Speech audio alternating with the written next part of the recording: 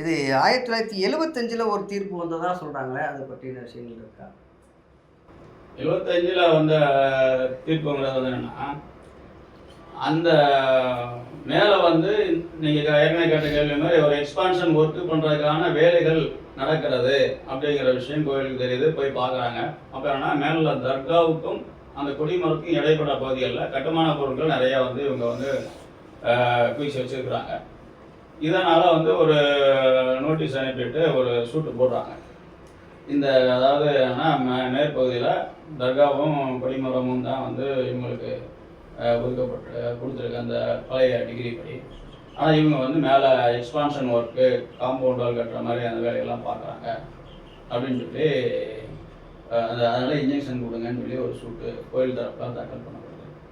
அந்த சூட்டில் என்ன பண்ணுறாங்கன்னா, தர்கா இருக்கிற மலை உச்சி முழுவதுமே அவங்களுக்கு பார்த்தீங்கன்னா ஏற்கனவே 1923 சூட்டில் இருக்கிறனால அவங்க அதில் வந்து பண்ணுறதை வந்து நம்ம கோயில் வந்து அப்போஸ் பண்ண முடியாது அப்படிங்கிற மாதிரி வந்து ஒரு இன்ஜெக்ஷன் கொடுக்க முடியாதுன்னு சொல்லி டிஸ்மிஸ் பண்ணுறாங்க.